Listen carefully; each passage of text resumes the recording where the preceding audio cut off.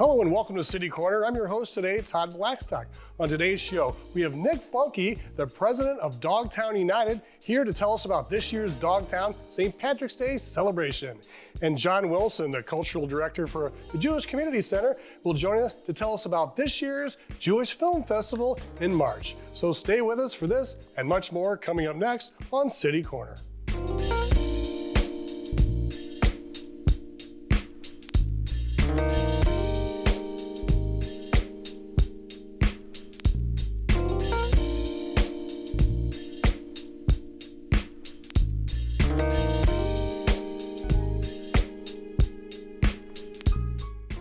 And welcome to the show. Joining us now is the president of Dogtown United, Mr. Nick Funke. Nick, thanks a lot for joining us today. I know you're a prominent businessman in Dogtown, right there off of Tam Avenue in Oakland. And this year's celebration is going to be, one of the best yet. Thanks so much for having me. We're coming up with the parade on March 17th with the Dogtown Irish Festival starting at 9 a.m. and then featuring the Ancient Order Hibernian St. Patrick's Day Parade starting at 11. So there is a difference. Now, the Ancient Order of Hibernian, they kind of run the parade for, the last, 3 or 4 decades now. And your group has come in the last several years and kind of brought, maybe taken over some of the entertainment aspect of the situation. Yeah, so this year is going to be the AOH's 38th parade in Dogtown. And we, kind of local businesses and local residents, run the festival aspect, featuring the music and kind of some of the other food and beverage aspects of it.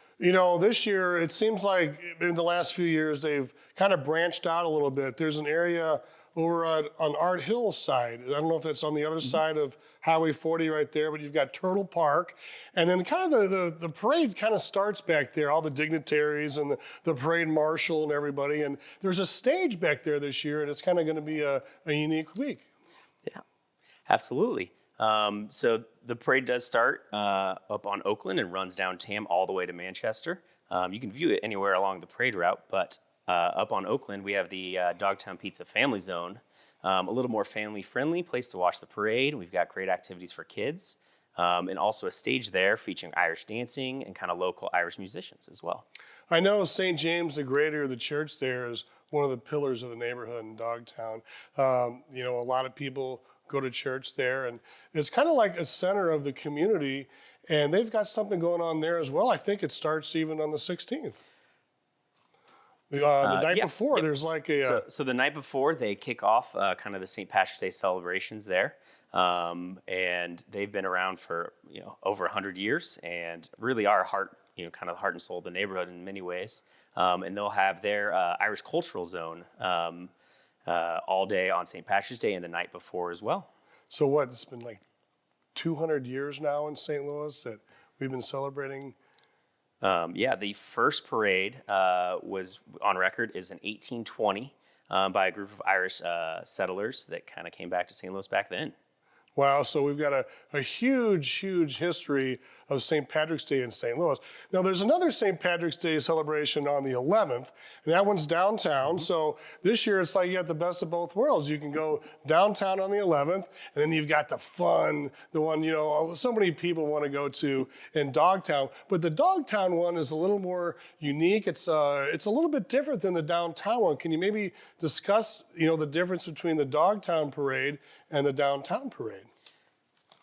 Absolutely. So the downtown parade is obviously a very large parade, kind of in the downtown area, whereas the Dogtown one is in the Irish neighborhood of St. Louis and Dogtown, and kind of mixed in with the businesses and the residents. And people really, it's kind of our key event every year, and everyone looks forward to it all year. And so you've got just all sorts of great things going on that day. You've got the parade with over 90 floats. This year, the Grand Marshal is a 100-year-old woman named Julie Colombo, and she's lived in the neighborhood, I believe, her whole life. Oh my gosh. And then you've got all sorts of other things. You've got the family zone and the Irish Cultural Zone at St. James, but you've also got the Bud Light Party Zone and the kind of the heart on Clayton and Tam. And that features the Heavy Riff main stage. This year we'll have live music both before and after the parade, and featuring Rusty Nail, a great local Irish band. They'll start playing after the parade around 1 o'clock. And then just a whole bunch of great vendors, all the local bars and restaurants as well. We'll have just fantastic food and drinks that day as well. You know, it seems cool that you've got all of the families. It seems like the Dogtown Parade's more families and clans, and the extended families. And there's a few more do's and don'ts this year, I understand. There'll be no coolers, correct? No glass. And this year there'll be no beads. I know that's one thing that in the past years that has been very popular is people throwing the beads. How come no beads this year? Well, for two reasons. One, they get stuck in things and they're really not great for the environment. Two, beads traditionally are more of a Mardi Gras thing, and they kind of became part of St. Patrick's Day, but it's really not an Irish tradition. And so we want to kind of keep it more traditionally Irish, I would say. So 38 years now with the Dogtown. So you got the 40-year coming up. Any planning for 2 years? Because 40 years is kind of a big deal. I know you are a business owner in Dogtown right now. If you'd like to maybe talk about your business and how you got involved with the St. Patrick's Day Parade. Well, sure. So I'm the owner of Stone Turtle, which is an American restaurant and whiskey bar. We're located right on the corner of Clayton and Tam, kind of in the heart of everything there. We've been open 5 years, and this is just such a big festival for the neighborhood and such a big part of the culture and community that I jumped at the chance to kind of help volunteer and help run the board with some other local residents and business owners. It's really something that kind of matters in the neighborhood, and I wanted to be a part of it. It sure does, and it seems like you've come from New York and Kansas City prior to this. How'd you end up back in St. Louis, and how'd you end up involved with the Dogtown Parade? So I moved back here after I was born in Kansas City, but I moved to St. Louis as a kid and then kind of traveled around a little bit. And this is where my family was from, and this is kind of where my roots were. And, it's just such a great city to kind of come back home to and kind of be a part of. And you can actually make a difference here. So if people are coming in from, maybe in the county or from the Illinois side, what do you recommend, they do on the 17th, as far as parking and logistics? How early should they get here, and where should they try to find parking, and how should they dress and things? Well, so for parking, there's a number of different areas. You can park in the neighborhood if you get there pretty early, but there's also parking around kind of south off Manchester. There's a large parking lot across Manchester there, over by Tam.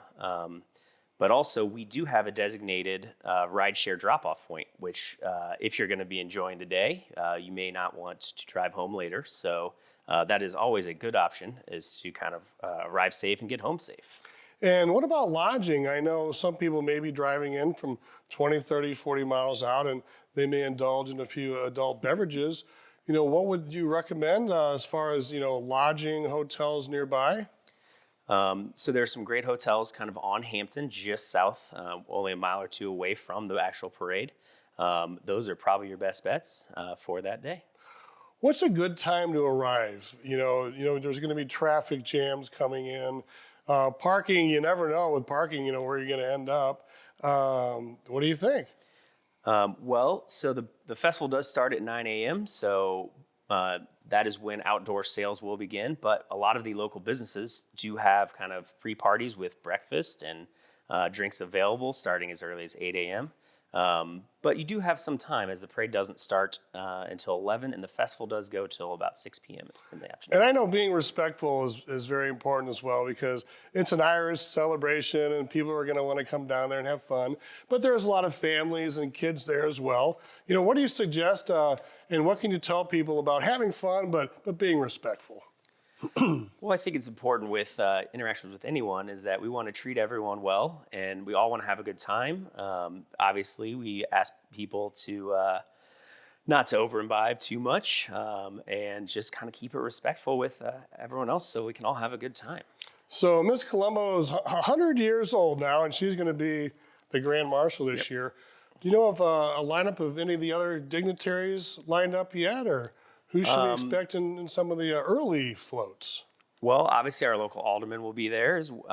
There's some talks about some people from the governor's office coming in, but I don't want to give it all away. There will be some more fun things. You know, our local fire department usually is there. We always get some Irish dancers from the local schools in. There's always some fantastic fun floats. While you can't pass out beads anymore, they do love to hand out candy and other fun stuff as well to all the parade spectators. You know, how important is it for volunteers and first responders? Because those guys, they're keeping everything safe. They're keeping the crowds back and things like that. Is there any opportunities to volunteer, or is that pretty much covered for now? We can always use more volunteers. Like I said, I'm a volunteer, and so it's kind of what really makes this parade great is that it's a community thing. You know, we're a nonprofit organization, and so any help is always appreciated. If you're looking for volunteer opportunities or other opportunities, you can look at our website, dogtownunited.org, which will have kind of all the festival details, as well as opportunities for volunteerism and sponsorship and things like that. And for more information on the parade, you can check out the Hibernians website, which is hiberniansstl.com. Perfect. Any final thoughts before we let you go? I know the first responders, they come in, you know, they usually, they bring the mayor or some dignitaries through. And at the very end, it's like the fire department and, they kind of finish it out and it's then everything spreads out into the streets and kind of around the area. We're just looking forward to having a fantastic event. We're hoping for some good weather, but people will be out there, rain or shine, warm or cold. Just looking forward to it. And, obviously we put a lot of stuff into making sure everything's safe and fun. And we do appreciate all the firemen, the police department for their support, and as well as the EMS and kind of everyone there. Just make sure that it's a fun and safe thing that everyone can enjoy. All right, there we have it. March 17th, the Dogtown Parade. Every year it's one of the funnest events here in St. Louis. Well, Nick, thank you so much for joining us here in City Corner, and good luck, and we can't wait to see you down there. Great. Thank you so much for having me. Okay, we're going to go ahead and take a quick break now, but stay with us because we have John Wilson, the Director of Cultural Arts for the Jewish Community Center, joining us next.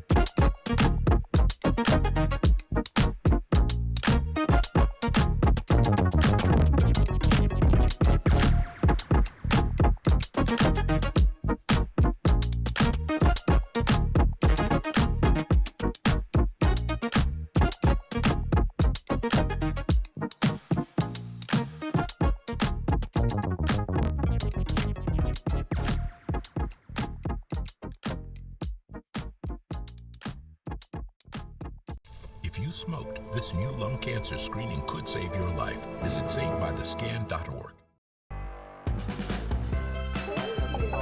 Oh, have you seen that piece on the Tiffany neighborhood on STL TV? No. Let me show you. My wife and I were looking for homes. We lived in the city all of her life, and there's just a different energy when you're in the city. Keep up with what's happening in your neighborhood. Watch STL TV. Be in the know.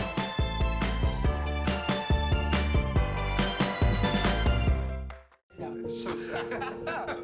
It's not.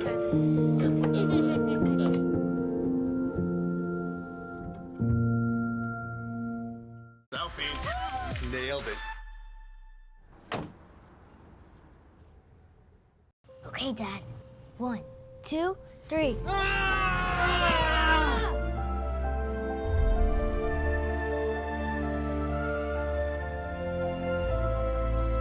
You saved me. Dad? Are you okay? I'm fine, dear. Your hero needs you now, and AARP is here to help. Find the care guides you need at aarp.org/caregiving.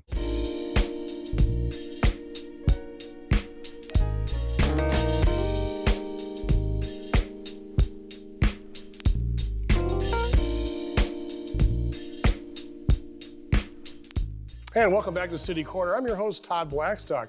And right now on the show, we'd like to introduce to you the new Director of Cultural Arts at the Jewish Community Center here in St. Louis, John Wilson. John, thank you so much for joining us today. And this is truly an introduction to you to St. Louis, isn't it? Yeah, it really is. Thanks for having me, Todd. I'm brand new. I'm like fresh out of the box at the JCC. This is my 4th week, so I'm just ending my first month there. Wow, that's amazing. So you're just coming to St. Louis. Where are you arriving from? Yeah, so I was actually teaching at a university on the Kansas City side for 20 years, doing theater, so directing shows, teaching acting, did some administrative work there. And then we went to Virginia Beach for a year, which was really exciting. But in August of 2021, my wife and I moved to St. Louis. Well, fantastic, and congratulations on your new role with the St. Louis Jewish Community Center.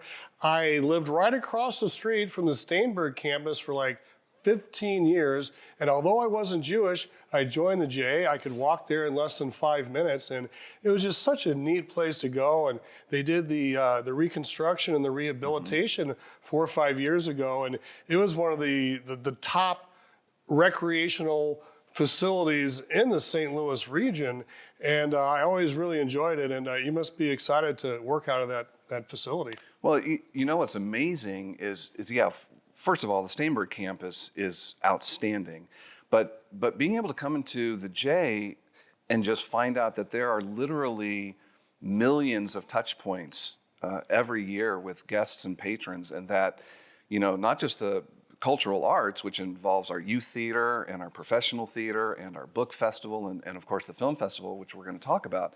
But it's all the recreational things and all the daycare camps, and just the way that the J caters and takes care of and provides services to our community is something that I was completely unaware of before I started working there. And so I am so happy to be there and so proud to be representing them.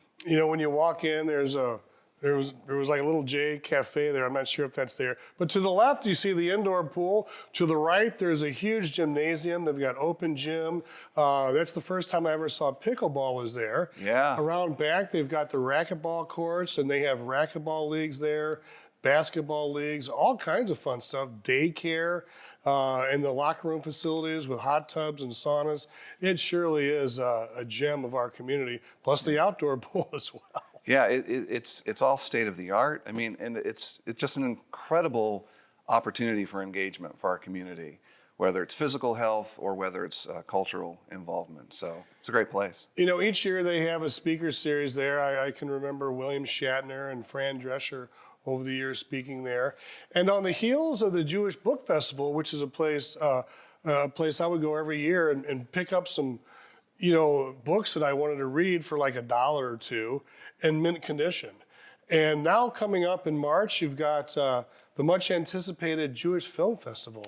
I know each year this is a huge thing in St. Louis, and it's your first one. Yeah, so this is a super exciting festival this year. It's our 28th annual festival, and it's March 12th through the 16th. And so we've been locked in our homes the last couple of years doing this festival virtually. And now we get to be back in person. And instead of being at the Frontenac Plaza, we're actually going to go to the Marcus de Pere Cinema, and we're going to be in person there. And there is so much value that I've discovered just being in theater about gathering as a community. There's something about sitting in a space and everyone breathing the same oxygen and experiencing something in real time and being able to commune together.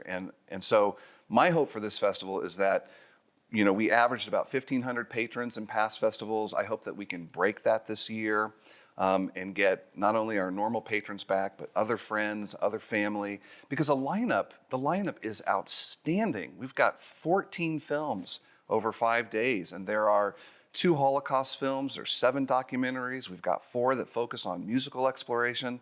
I mean, it's going to be a fantastic festival.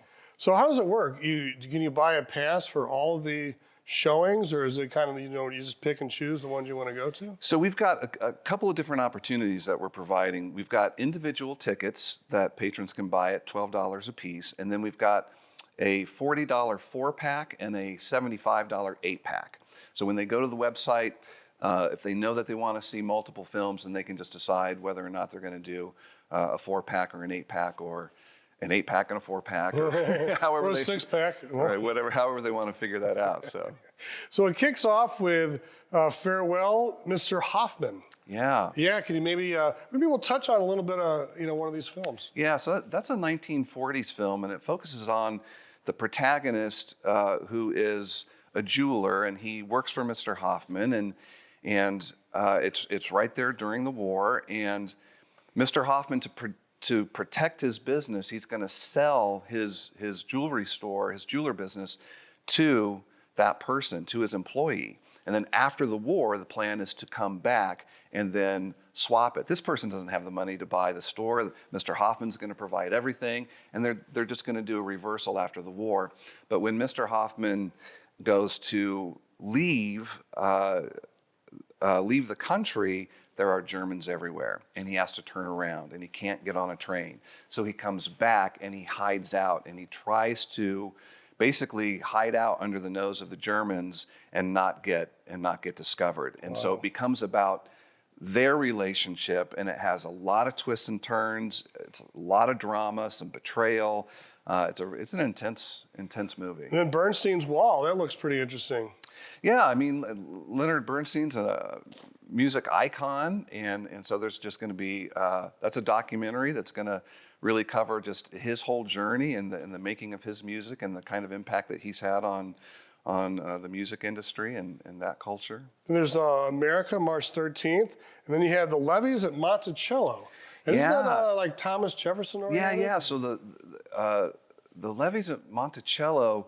So Uriah Levy was he was in the United States Navy, and in 1820 or somewhere in the 1820s, he became the owner. He purchased Monticello, and so that documentary just takes us through the next 90 years of their ownership. And I mean, they literally saved Monticello from going under in 2 different circumstances. And but they, in doing so, they faced a lot of anti-Semitism and some opposition. And they had to deal with the stain of slavery that was pre-Civil War. And it's a really, really fascinating documentary. How about America? Yeah, so that one's really interesting. It's about an Israeli swimming tutor. He's living in Chicago. And so after being absent from Israel after 10 years, he goes back for the funeral of his father, and he connects with a lifelong childhood friend who is engaged to be married, and he enters back into that friendship. But there are some events that happen in that relationship that are pretty tragic, and it follows kind of the aftermath of their reunion. And you have Tree of Life and I Am Here. Yeah, so two documentaries that I think really encapsulate the idea of perseverance. You've got I Am Here, that's Ella Blumenthal's story. So on her 98th birthday, she revealed, really for the first time ever, to her family and close friends just what it was like to be in the concentration camps. And what's really interesting about this documentary is that we get real-time footage of her. She's on camera telling parts of her story, but then it has animated flashbacks to the events that she's describing. So it's this mixture of animation and then on the camera with Ella herself. It's a total universal message of resilience. And then Tree of Life, that happened in Pittsburgh, Pennsylvania, the Tree of Life Synagogue, that on, I think, Saturday, October 27th in 2018, gunmen walked in and started shooting. And so that documentary will take us through meeting the victims' families, the heroes of that day, and just that community and what that community went through. There's some more is the Persian lessons, 1618, Hallelujah, Shocking, and the Jews and the Blues. Yeah, so the Jews and the Blues, what a great documentary. The idea that blues music has, that's just not an American phenomenon. I mean, it's in Morocco, it's in Israel, it's in all these different countries, and that's an exploration of just how the blues as a musical iconic expression has given voice to Jewish tradition and all the different Jewish communities in these different countries, how they have expressed their love, their sorrow, their plights through blues music. And we love the blues here in St. Louis. Yeah, it's going to be a great one. Then March, before we got a couple minutes here, March 68th, and then Fiddler's Journey to the Big Screen. Yeah. So Norman Jewison was the director of the 1971 film Fiddler on the Roof, and so it's a documentary narrated by Jeff Goldblum, and it's going to just take us through what his process was, trying to take this like very famous stage play and then turn it into something for the widescreen that was going to be, what would become like this universal hit.